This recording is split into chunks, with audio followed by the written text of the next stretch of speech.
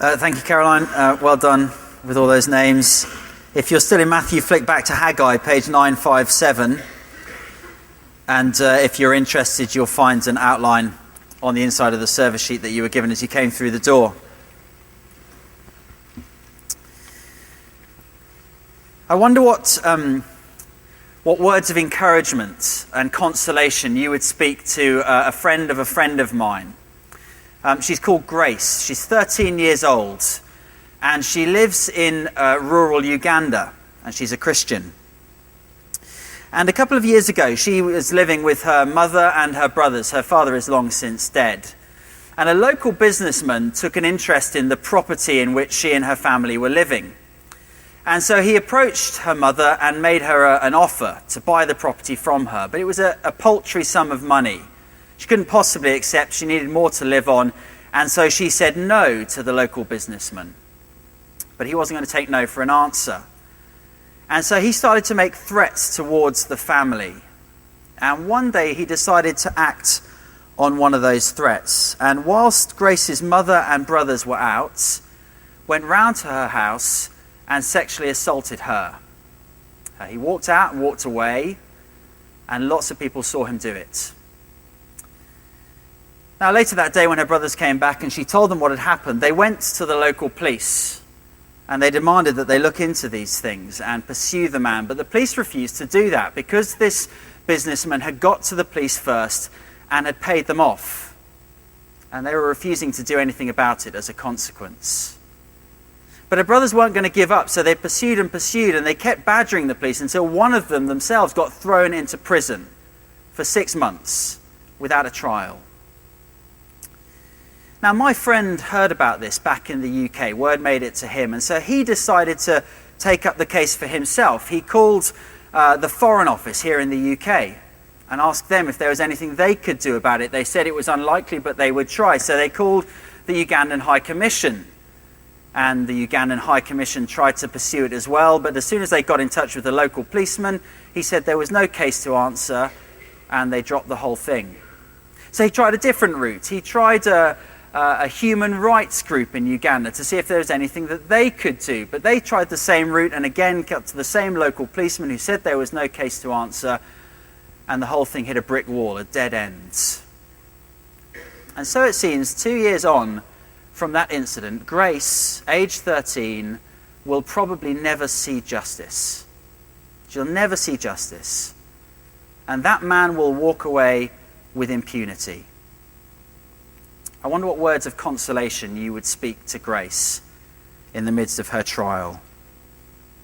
Indeed, I wonder what words of consolation you would speak to myriad people who have gone through exactly that kind of situation the world over. You've only got to read a leaflet from someone like the Barnabas Fund or the Open Doors organisation to see that kind of injustice is perpetrated day after day after day against Christians the world over. And I wonder what words of comfort and consolation you would speak to them in the midst of that injustice.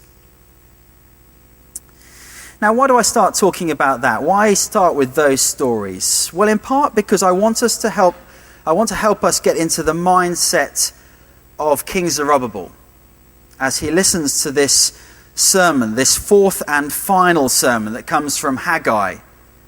You see, this fourth and final sermon in the book comes directly to Zerubbabel. I don't know if you noticed that as we were reading through. Each of the other sermons in the book have come to a wider group of people, to Zerubbabel and to Joshua and to all of the remnant. But in this instance, this sermon comes directly to Zerubbabel and to him alone. And it comes on the same day that the third of the four sermons were preached. On the 24th day of the ninth month in the second year of Darius, the word of the Lord came a second time, verse 20. It's the 18th of December, 520 BC, and Zerubbabel has this personal sermon that comes to him, I guess as the words of the third sermon were just ringing in his ears. Maybe the third sermon was preached in the morning, he went away, had his lunch, came back, and Haggai has another sermon to preach to him, this fourth sermon. And like I say, the words of the third sermon would probably have been ringing in his ears, particularly the last four words. If you remember them, look back to verse 19, the last 4 words of verse 19 that came like a bolt from the blue. I will bless you. That's what God said to Zerubbabel and indeed to all of the people. A wonderful promise that God made of prosperity, of material prosperity, of abundant material prosperity. You see, at the moment, the people were living in a sense under a curse. The vine, the fig tree, the pomegranate tree, none of them are bearing fruit like they should. They've put the seed in the ground, but they haven't harvested any of it yet. They look out and they're not enjoying any of the prosperity they think they should be enjoying, none of the blessing that they should be enjoying, and yet God comes and says to them, I will bless you. But I wonder if, as Zerubbabel listened to that third sermon, he heard those words not so much as a blessing, but perhaps more as a burden. After all, you know what it's like, don't you, when people begin to get optimistic about the future, as good things are promised to them. All eyes inevitably turn towards the leaders, don't they? As the promises came through Haggai to the people, their eyes would have turned towards Zerubbabel, their governor. How's this going to happen, Zerubbabel? How are you going to lead us? What are you going to do to enable these promises to come about? And as Zerubbabel heard that sermon and perhaps went away for his lunch, he might have felt his shoulders sagging, the burden of responsibility landing on him again. After all, he would have known if God was going to have a great kingdom implied by this blessing, he was going to need a great king. And Zerubbabel is not that.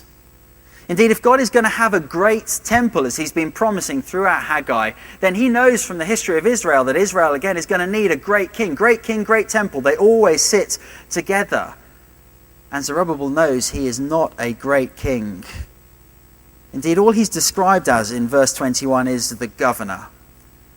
He's the governor of Judah. Yes, he is in the line of David, descended from that great king, but at the moment in Israel's history, he bears very little resemblance. He is not a great king, and his is not a great kingdom. It is ruled at the moment, this moment in history, by a truly great kingdom, the kingdom of Darius of Persia, whose name is written all over this book. You see, even as Zerubbabel heard the sermons being preached, it was almost as though it was being rubbed in for him. You see, most of the prophecies of the Old Testament are dated. If you look at a book like Isaiah, they're dated in accord with the dates of the kings of Israel. Haggai is dated in accord with the dates of the king of Persia. He is the big cheese kicking around right now, not Zerubbabel. Not only is Persia the great ruling authority, but all around Judah and Jerusalem are nations that oppose them and thwart them at every point. The Edomites, the Ammonites, the Philistines. And you read a book like Nehemiah or Ezra, and you see their opposition. It's intense at every point, trying to thwart the purposes of God as the people post-exile try and rebuild Jerusalem, the walls, and the temple. Opposition on every side. And Zerubbabel might have thought to himself as he heard that third sermon, it's all very well, God, making promises of blessing, but what about the opposition on every side? What about the injustice that is perpetrated against us at every opportunity? How are you going to deal with that in order to bring about the blessing that you've promised? Indeed, it's all very well God promising to deal with the opposition latent within our hearts, which is what he promised last week. But what are you going to do about the opposition outside these walls of Jerusalem? So what does God say to a king who is fearful of the opposition that is all around him? What does God say to people who are fearful of the opposition that is all around them? What does God say to someone like Grace as she encounters injustice and opposition? What does God say to people like the Christians of northern Nigeria who encounter injustice at the hands of militant Islam? What does God say to the Christians of North Korea who encounter injustice at the hands of Kim Jong-un? Indeed, what does God say to Christians who look at a future in their country and consider the possibility of increasing injustice coming their way? This is what God says. He says, I will overthrow the throne of kingdoms. First heading on the outline, if you're following along there. I will overthrow the throne of kingdoms. Have a look down at verse 21. God says to Haggai, speak to Zerubbabel, governor of Judah, saying, I am about to shake the heavens and the earth, and to overthrow the throne of kingdoms. I am about to destroy the strength of the kingdoms of the nations, and overthrow the chariots and their riders, and the horses and their riders shall go down, every one by the sword of his brother. I will overthrow the throne of kingdoms. Zerubbabel, do you feel as though the world is against you right now? Well, know this. I'm going to turn the world upside down. I'm going to shake the heavens and the earth. Verse 21. What does this shaking that God promises speak of? Well, the shaking of the heavens and the earth is an image that comes up often in the Bible. Sometimes it speaks of a literal shaking, sometimes it is a more metaphorical image. So, for example, if you go back to Exodus 19 and 20 and you see God speaking to the people of Israel from the top of the mountain, just after he has conquered the people of Egypt, the mountain starts to shake. Why? Because God is establishing his rule and has defeated his enemies. Or if you read Psalm 18, for example, which speaks of how God establishes King David and his rule and his authority over against the rule and the authority of King Saul, again, you'll see the psalmist describe how God shakes the heavens and the earth, a more metaphorical image in that instance. But again, speaking of God establishing his rule and defeating his enemies. That's what it means when God shakes the heavens and the earth. He establishes his rule and he defeats his enemies. You could say, if you like, the tectonic plates of political history will move in God's favour. Earth-shattering events will take place as God decrees his rule. And that is what God goes on to say, isn't it, in verse 22. In fact, he says it pretty emphatically, pretty decisively, doesn't he? If you were to ask the question, what is the tone and the feel of verse 22 as you read through it? Well, it's pretty decisive, isn't it? God is speaking emphatically of the defeat, the overturning, the destruction that he's going to bring on his enemies. 4 times, effectively, he basically says the same thing, doesn't he? I'm going to overthrow the throne of kingdoms, destroy the strength of kingdoms, overthrow chariots and their riders. The horse and the riders shall go down, every one by the sword of his brothers. You kind of can't miss the point, can you? God is saying emphatically, decisively, I will defeat my enemies. I will establish my rule. And if you read these verses and you're familiar with the Old Testament, you hear all sorts of bits of the Old Testament being kind of dredged up. Like Exodus chapter 15, for example. Exodus chapter 15, a chapter in which the people of God sing praises to God for the victory that he's just achieved over the Egyptians. Let me read to you from Exodus 15, verses 4 and 5. But as I read, keep your eyes on verse 22 of chapter 2 here and see if you can hear the allusions. Exodus 15, verses 4 and 5. Pharaoh's chariots and his hosts God has cast into the sea, and his chosen officers were sunk in the Red Sea. The floods covered them. They went down into the depths like a stone. You can hear the parallels, can't you? Haggai is intentionally evoking Exodus chapter 15 in order to tell the people that God is intentionally going to defeat his enemies, just like he did back then. He's done it once before. He defeated the superpower that was Egypt. He can do it again with the superpower that is Persia, or indeed anyone else. And so these words in verse 22, speaking of the judgment of God on his enemies, are meant to bring reassurance to the people of Israel as they listen to them, oppressed and persecuted as they are. As they listen in, they should know God has defeated our enemies in the past. He will do it again in the future. And on that day, we can know that it will be a great day of deliverance for us. After all, Exodus 15 has the people of God standing on the shores of the Red Sea, celebrating God's victory over his enemies. And so the people of Israel can know one day, so too God will achieve victory over his enemies. So the question comes up, doesn't it, as you read these verses? When is this shaking going to happen? When is this victory that God is promising over his enemies going to happen? Well, I guess we could point to moments in history that followed on from this point that might have represented, if you like, a small shaking as the the Persian Empire passed on to the Greek Empire and passed on to the Roman Empire, as empires, kingdoms came and went and came and went. But in its ultimate sense, the fulfillment of these verses come over a protracted period. You see, God is speaking of a day here, but when you get to the New Testament, you see this day stretched out over a couple of millennium, from the cross through to the second coming of Jesus Christ.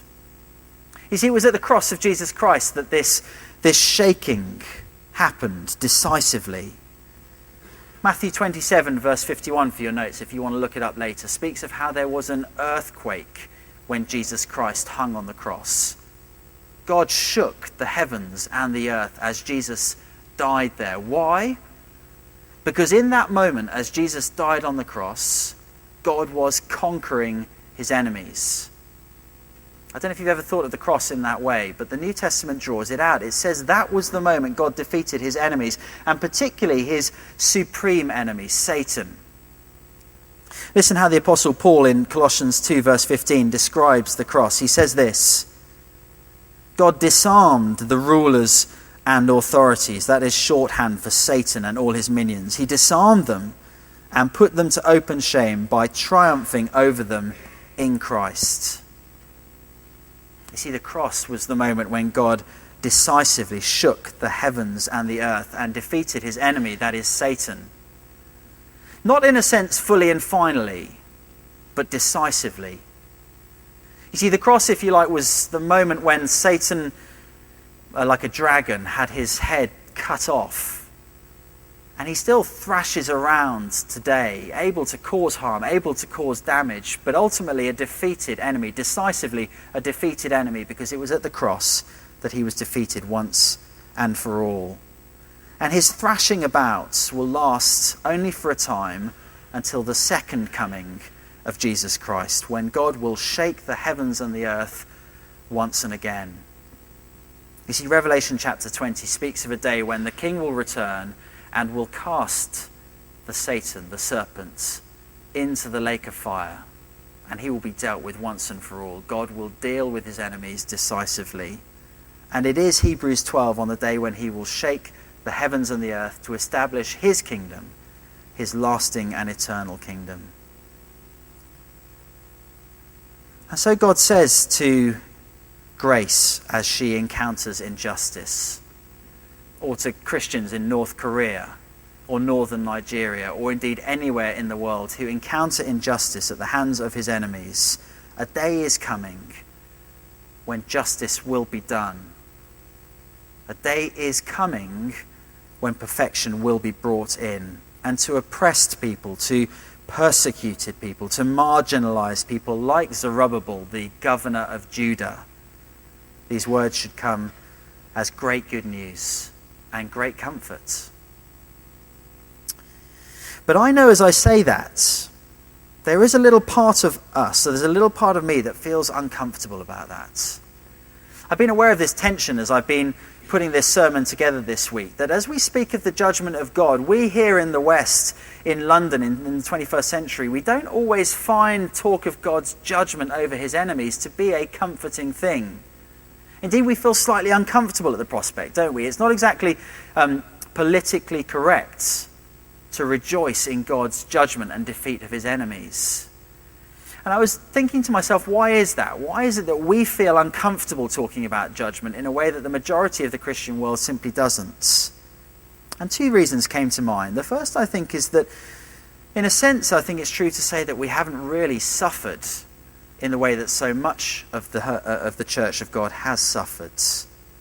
We're in an odd moment, historically speaking. We can avail ourselves of justice more often than not. We can expect that if someone perpetrates a crime against us for being Christian, it'll get dealt with in the courts of law. We enjoy a kind of a unique protection in a way that the majority of the Christian world does not, and indeed in a way that the majority of the Christian world through history has not. And so we don't really hear talk of God's judgment on his enemies as being comforting.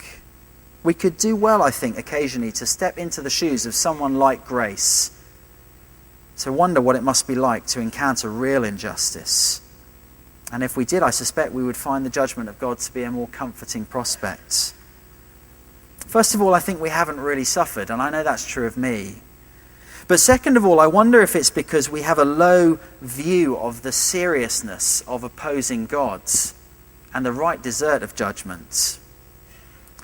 Let me work this through. Imagine, for example, you and I were talking later and a fly comes and lands on my hand and I swat that fly and I kill it.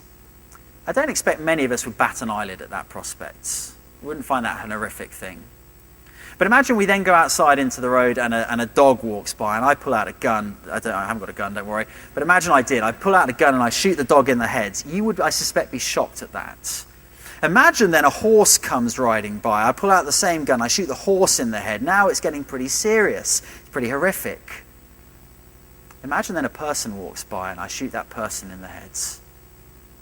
Well, that's an awful thing to do. And we would be abhorred at the prospect.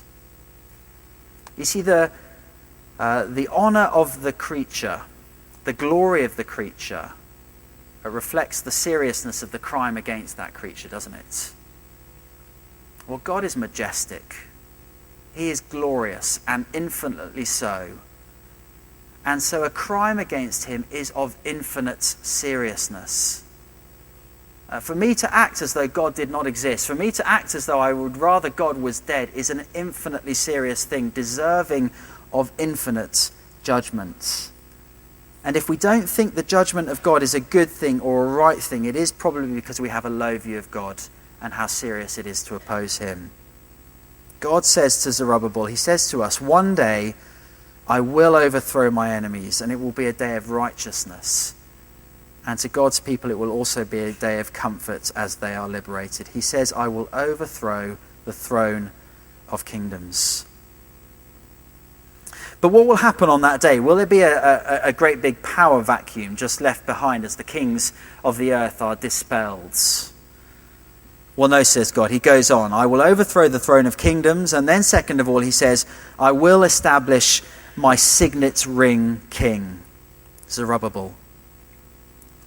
You see, Zerubbabel is a sort of odd figure historically. One commentator describes Zerubbabel as being like a walking question.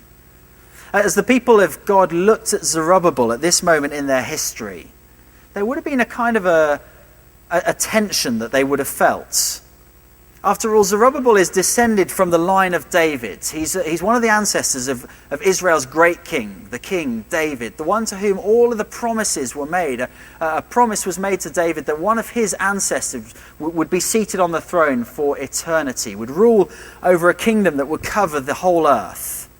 And the people of God would have known those promises. They would have lived with them. They would have been raised on those promises. And then their eyes would have turned to Zerubbabel. And there he was, a pale figure of a man, the governor of Judah, not even the king of Judah, oppressed, the puppet king of the Persian nation. All of the promises of God carried on his shoulders, but in no way and in no sense fulfilled. And worse even for Zerubbabel, not only was he descended from David, but he was descended from Jehoiakim, or sometimes known as Coniah. He was the grandson of Jehoiakim, to whom God said this in the book of Jeremiah. Just 2 generations before Zerubbabel, God had said this to Zerubbabel's grandfather. As I live, declares the Lord, though Coniah or Jehoiakim, king of Judah, were the signet ring on my right hand, yet I would tear you off. That's a devastating thing for God to say to his king, and yet that is what he said. He said, and I've got my signet ring. I don't wear it very often. Tonight seemed like an appropriate night to wear it. God says to the kings of Israel, you'll be like a signet ring to me. It's a picture of intimacy. It's a picture of authority in the right instance. It's a picture of being the image that God wants to be known by. And God says to Jehoiakim, though you were my signet ring, I'll tear you off and I'll discard you. And so Zerubbabel stands in history 2 generations on as a discarded signet ring. The promises of God derailed, and he is the walking embodiment of that. And now God says to Zerubbabel, verse 23, On that day, declares the Lord, I will take you, O Zerubbabel, my servant, the son of Shealtiel, declares the Lord, and make you like a signet ring, for I have chosen you.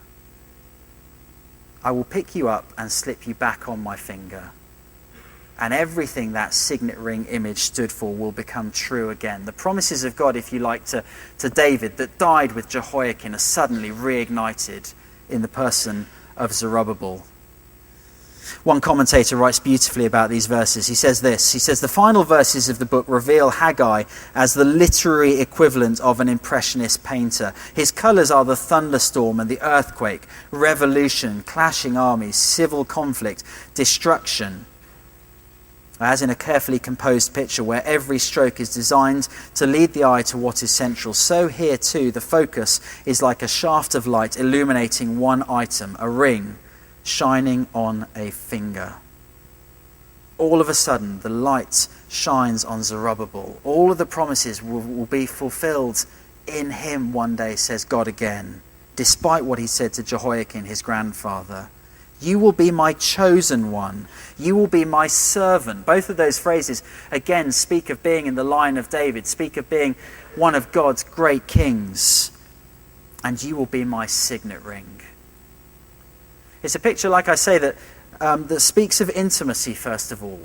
The signet ring is what the king would wear and keep close to him. Sometimes they would hang the signet ring round their neck in order to demonstrate how close to their heart the signet ring was. It's a picture of intimacy. It's a picture of authority as well. You know how it works. They would write the letter, put a lump of melted wax on the letter, and then imprint their signet ring on it, as if to say, this letter comes with my full authority. But a signet ring always has an image on it as well. Mine has an image on it here of an eagle. Way back when, sometime, one of my ancestors decided that an eagle would be the image by which the child family would be known. I don't know why, we can talk about it later. But a signet ring always has an image on it, because the image is the identity by which the wearer would be known. And God is saying to Zerubbabel here, not I'm going to give you my signet ring, but you are going to be my signet ring. You will be the image by which I will be known on the earth.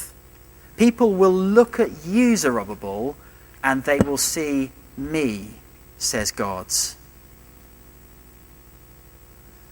And again, it raises the question, doesn't it, as you're reading it? When was this fulfilled? When did God's signet ring king truly, fully, finally get established? Well, not as it happened in Zerubbabel's lifetime. Not indeed in the person of Zerubbabel, but rather in the person of his great-great-great-great-great-great-grandson, Jesus Christ. The one who carried his genes down through the generations.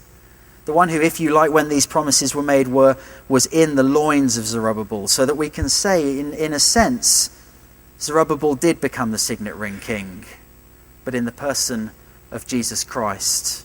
We saw it in the genealogy, didn't we, in Matthew? Jesus Christ is the one who would truly fulfill these promises. But when did he become the signet ring king? When was he established as the one who fulfilled all of those promises? Well, again, it happened on the day that God shook the earth. On that day, says God. On the day when he died on the cross. That was when he was established as the signet ring king. It's interesting, you look at Luke chapter 23, verse 35, the Pharisees, as they gather around the foot of the cross, shout ironically up at Jesus, he saved others. Let him save himself if he is the Christ of God, his chosen one.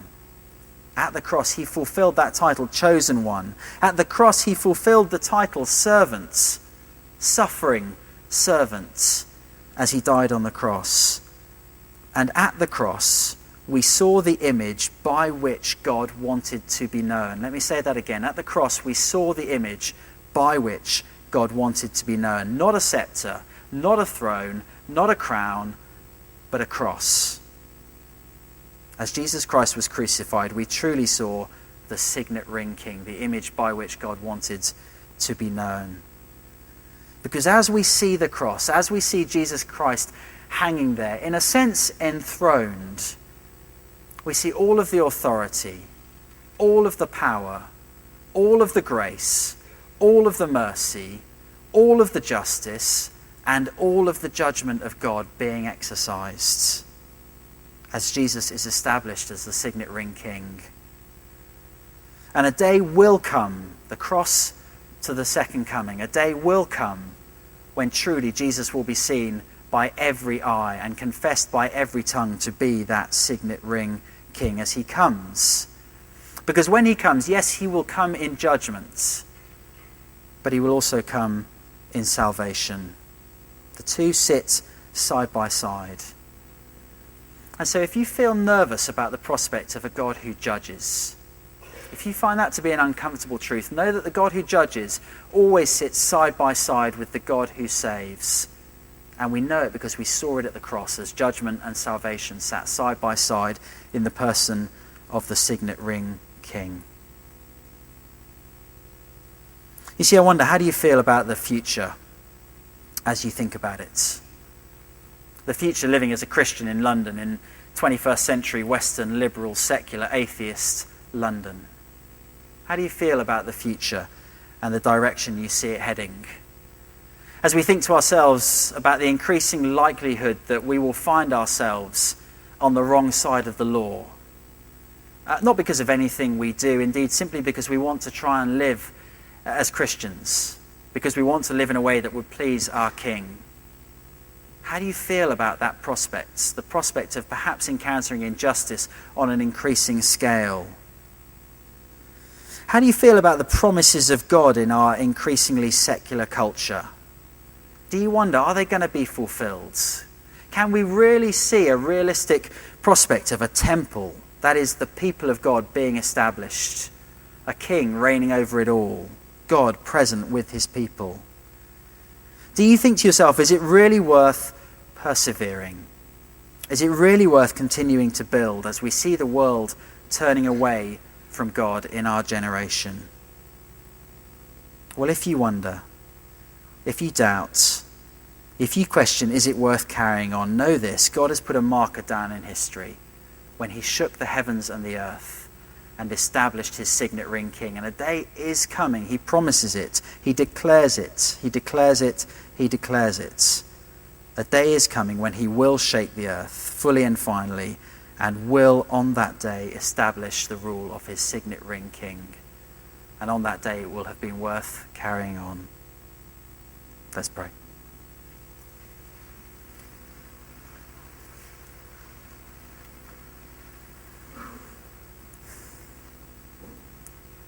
Our Father, we thank you that when you make promises, they always come true. And we thank you that as people living on the other side of the life, death, resurrection and ascension of Jesus Christ, we know that that's true. We've seen and heard of the day when you shook the earth and established the rule of your King Jesus and defeated your enemy Satan.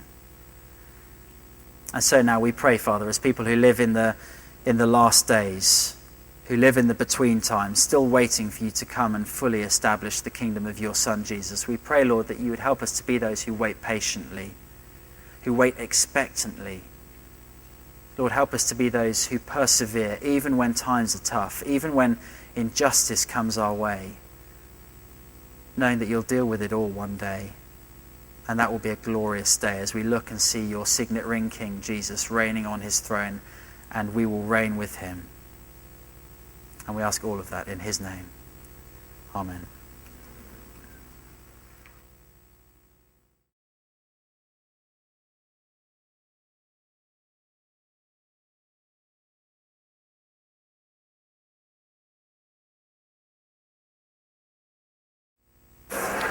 Great, we're going to make a start again. Thank you for all your questions. There's a range of questions from all different weeks. So I think we're going to start back in chapter 1 and work our way through and come to today. So and perhaps in answer to this, you might want to just remind us in one sentence what we were saying in chapter 1. But someone said, how does chapter 1 help us think about our giving and our use of money? Is that the treasurer? How does chapter 1 help us think about our giving? Yeah, good question. I mean, chapter 1, chapter 2, you could go to a few places. I In chapter 2, for example, verse 8 springs to mind. The silver is mine and the gold is mine, declares the Lord of hosts. The money in your bank account is God's. And what he's saying in those verses is that he will bring in what he needs to build his glorious new temple. And so you might say, well, one application of that is he will, in the best sense of the word, he'll plunder our bank accounts in order to build his kingdom. It's his anyway. We often think, don't we, of our money as being, it's mine to do with as I please, and every once in a while I take a decision to give a bit back to him. Haggai 2 verse 8 says it's his in the first place, and that radically alters how we think about what we do with our money for starters, doesn't it? Chapter 1, how does that work to encourage us to give? Well, the message of chapter 1, I think, was get your priorities right. Don't build for your glory. Don't build your house first of all. Build God's house first of all. Get your priorities in order. And I think it doesn't take a rocket scientist, again, to work out how that will work out in my use of my money.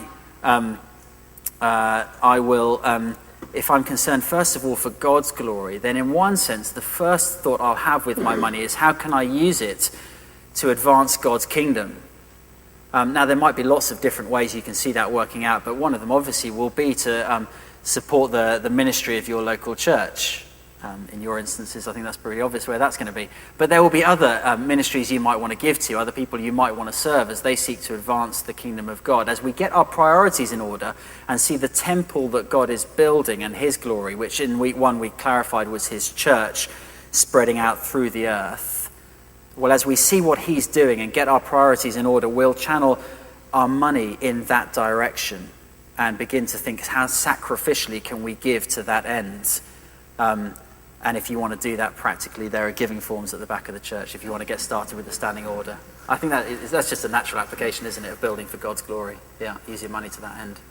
There's lots of questions to do with applying this. So one's come in while you've been speaking again about chapter 1. So what are some of the distractions we face in London to building God's temple equivalent to the Israelites' panelled houses? So the point I made when we were...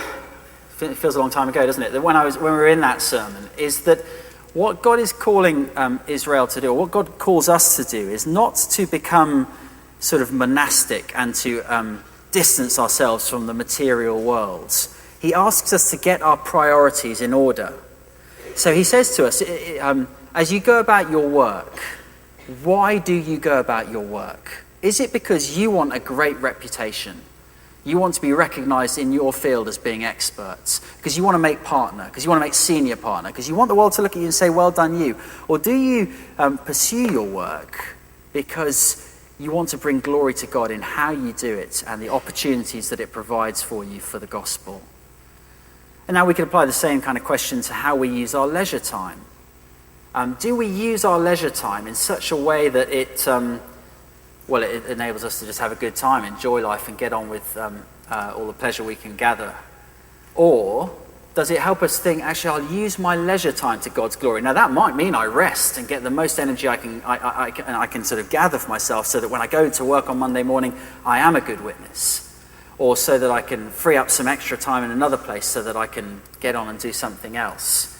But I will engage in my leisure activities in such a way that has that question infused through it. How is this serving God's glory to the best of my ability? Indeed, that will the time I go to bed at night, I'll ask that question of it. Am I going to bed to the glory of God tonight? Am I getting up at such a time that most maximizes God's glory and the advance of his kingdom in my life? And so on and so forth.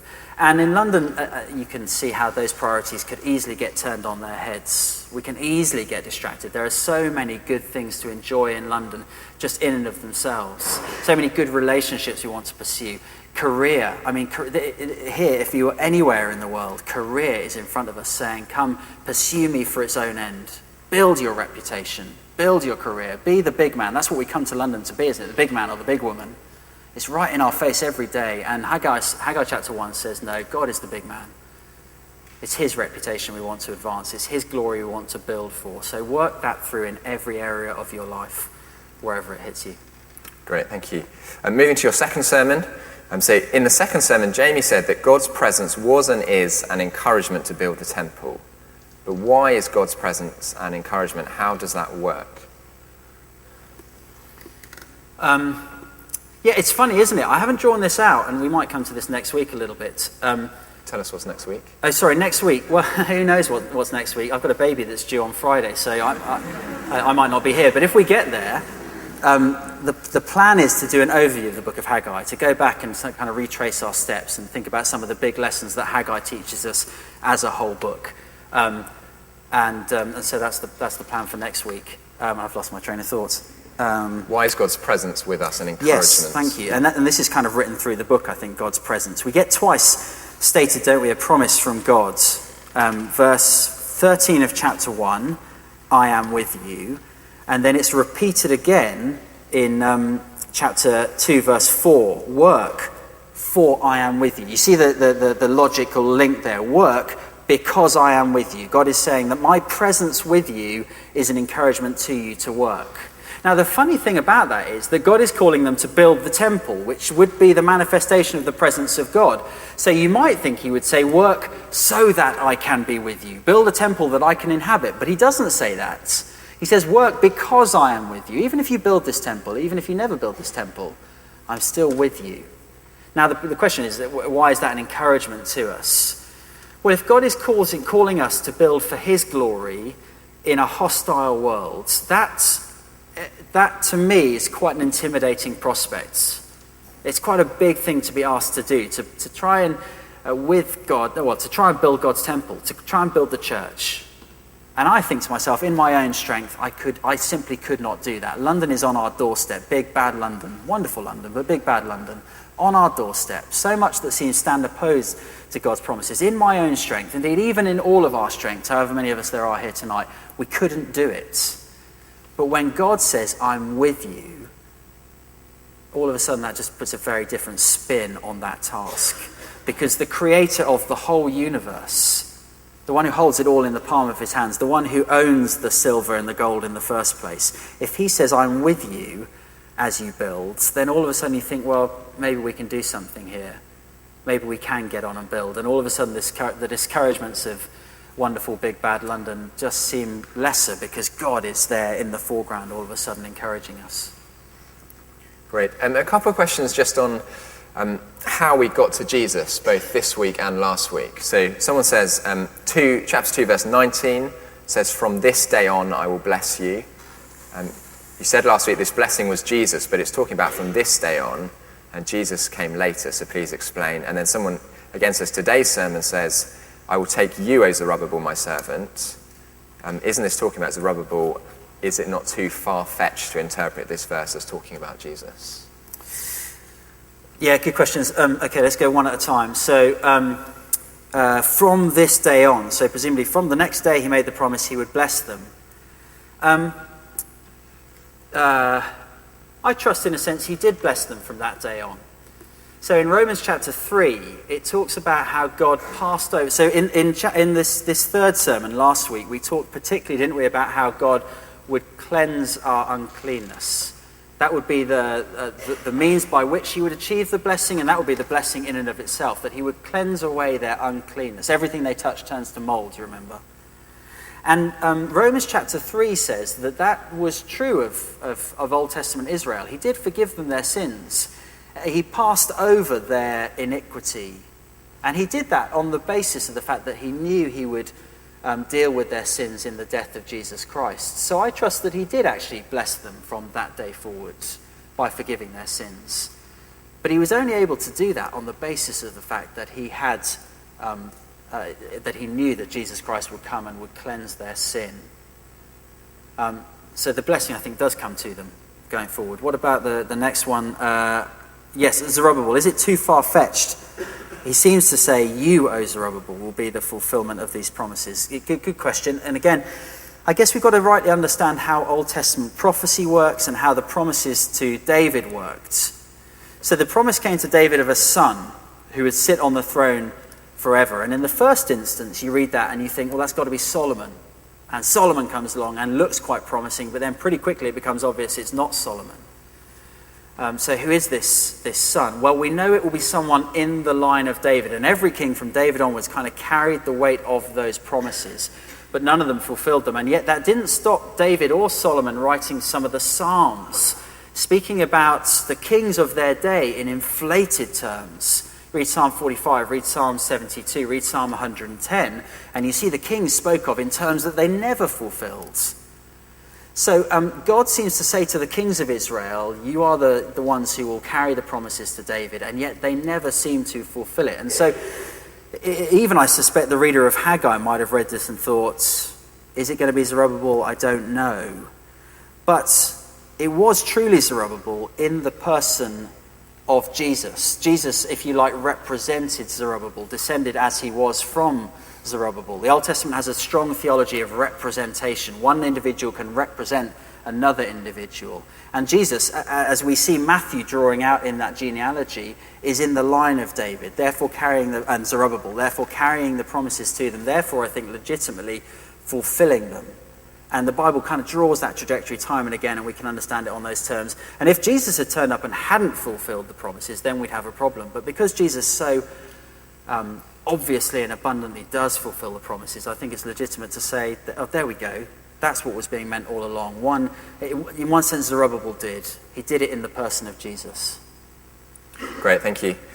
Sticking with so this week's sermon, someone's asking, can you help them fit in a little bit more how this week's sermon fits in with the idea of building from weeks 1 and 2? Yeah, good question. I'm wrestling with this, and this is one of the questions I'm going to be working through this week. So the book starts, doesn't it, with imperatives to build. Get on and build. First sermon. Go and verse 8. Go to the hills, bring wood, build the house that I may take pleasure in it. That was a big emphasis of the first sermon. It's then there in the second sermon, verse 4. Work, for I am with you. Get on and build again. And this idea of building just begins to just slowly drop off a bit, or the imperatives to build begin to drop off a bit. And instead what starts to come to the foreground is the promises of God that he will build. And the book kind of moves from encouragement to them to build towards an encouragement from God to build. There's this progression through the book. And so how does the end of the book, these last two oracles, how do they encourage them to keep building? Because let's not forget that as these sermons were preached, the temple was still kind of almost a pile of rubble. It was only the foundations. Increasingly, as they hear the promises of God, I am with you, first of all. Then third sermon, I will bless you. Then fourth sermon, I will overthrow your opponents and establish the king. All of a sudden they begin to see God's going to do this. Not only is he with us as we try and do it, but actually he's going to be the one who does this. Now how that's all going to work out, how the lines are all going to connect, I suppose is slightly mysterious. And that is the dynamic that you get in Old Testament prophecy. You get lots of trajectories that are kind of started off, but by the end of the book often they haven't met up. But of course in the person of Jesus they do. They meet up and they go through him and then on into the new covenant as we begin to build the temple and look forward to the new creation, when every single sort of loose thread that's still hanging at the end of Haggai gets tied up in the new creation. So that movement from us building through to God building encourages us to get on and build, even if we can't exactly see how it's going to work out, knowing that one day it fully and finally will. Great. We'll moving now to, I guess, more application-based questions, and we'll finish with a couple of these. So quite a lot of people asking about questions to do with how we're wrong, when we're wronged now, how we should view it. So if and when we're wronged, should we pursue justice in the here and now, as well as looking to God's future judgment? How can we both love our enemies and rejoice in their judgments? Yeah, two great questions. You might have to remind me of the second because they're quite different. I think should Christians pursue judgment? You could do worse than listen to sermons that were preached 18 months ago here at St. Helen's on 1 Peter, because we did work through some of this there. But let me give you a short answer. I think it is right for Christians to pursue justice, especially if we're in a culture and a civilization where there is a justice system. God is not against justice, quite the opposite. Romans Chapter 13 tells us that he has instituted the authorities in order to carry out justice, to bring about justice upon those who perpetrate evil. So I don't need to feel like I need to distance myself from the justice system. That is given to me by God. I can avail myself of it. But what do I do when I find I'm hitting a brick wall in the justice system? it's really striking, isn't it, when you look at things like, this just comes to mind, the Hillsborough disaster. And that was tragic, and there was huge injustice there. And you look at the families of the people who suffered those injustices, and that has become their life's consuming work. Still to this day, they pursue justice. And I understand that. You can understand that, why they would do that, don't you? They want justice. We have an innate sense in our kind of humanity. We want justice to be seen. And people pursue it and pursue it and pursue it. The Christian is told in these verses and elsewhere in the Bible, do you know what? One day you will definitely get justice. You will see it. And that, I think, liberates the Christian when they hit the brick wall in the justice system, not to make it their life's consuming passion to find justice, but instead just to kind of step back and say, I trust you, God. I'm going to trust you with this, and my life's consuming passion will remain pursuing your glory rather than justice for me. Now, again, how that works out in the details, when you draw the line, when you pull back, certainly the tone and the sort of manner in which you pursue justice, that all gets worked out in the details. You could talk about that over food later. But I think it liberates the Christian to step back when they receive injustice and say, okay, I trust God. One day I'll get it, and that'll be a great day. Second question. Second question is think about how we both love our enemies whilst also looking forward to Judgment Day. Yeah. Really good question, and a tough and a difficult question. So I don't think. So what does God say to the Christian now? He says, "Love your enemies and pray for those who persecute you." That's the Christian ethic that we apply when we're opposed. And 1 Peter works that through in real detail. It's why it's worth getting hold of that book and looking at it and listening to those sermons. So the Christian now is not someone who takes glee at the suffering of others, or who pursues justice because we hate people.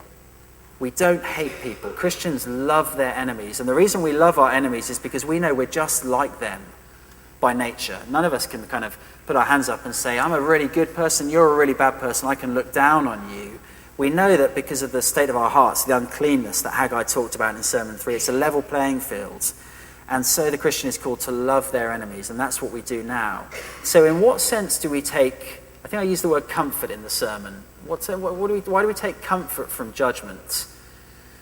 Or in what sense can we look forward to Judgment Day? Well, I think the sense in which we look forward to judgment is not because we look forward to seeing people suffer. I don't think God looks forward to seeing people suffer. But we do look forward to seeing justice done, and God's justice, which is a glorious characteristic of his, being put on the stage for everyone to see. That'll be, the Bible says, a wonderful day, an awesome day when we'll see God's character fully shown on the grand stage of world history. And all the wrongs will be righted, if you like. And when we see wrong, you think of Grace's story, there's something sickening about that story, isn't it? The injustice, the impunity. Well, one day that tension that we feel will be resolved, and there will be a satisfaction there. Not because we'll enjoy the watching people undergo judgment, but because we'll enjoy seeing God's character in all of its glory. Now, even then, I know as I say that, there's a sense in which we can't, I don't know what that will be like. I don't know how it will be that I will be able to rejoice in the new creation, knowing perhaps that people I love aren't there. But God promises I will. He says every tear will be wiped away. And so I've got to trust him with the tension and the mystery that's there, knowing that it'll be a great day when it happens. This seems like a suitable one to finish with. So what's the biggest change you would like to see at St. Helen's as a result of this series? I assume he says at St. Helen's means us. Make up St. Helen's. The person asking this question. Yeah. Yes, good point, because that's St. Helen's. This is not St. Helen's, by the way. If you're looking at the walls and the roofs, that's not St. Helen's. This is St. Helen's. So what's the change I'd like to see? Hey, I'm encouraged by life at St. Helen's, that and people who visit encourage us as a church and say, there's great things going on here. You're a church family who are genuinely concerned for God's glory. Here in the city where we are, here in London, in our workplaces, we're concerned to see God's temple, his church, built. And that's a wonderful thing, and I'm thrilled to be part of that. And we always see a new generation coming through every year, and you see it particularly at Sunday evening. And so what I would love is to see this generation at Sunday evening increased and deepened in their resolve to give all of their lives to building God's temple for God's glory. Now, in the next, you mentioned this earlier, in the next few weeks, next couple of months, we are going to be thinking through what that will mean for us as a church practically on the ground. We'll talk about our finances, we'll talk about our church planting and our plans for that kind of thing. And what I would love to see is every single person in this room fully invested in that process. Sitting here, talking together, thinking, how can we collectively give of ourselves, give of our money, give of our gifts, give of our abilities, to really see God's church being built in our city, in our generation, for his glory. That's what I'd love to see, yeah. Brilliant, great, thank you very much, Jamie. We are going to finish our time together by singing again a song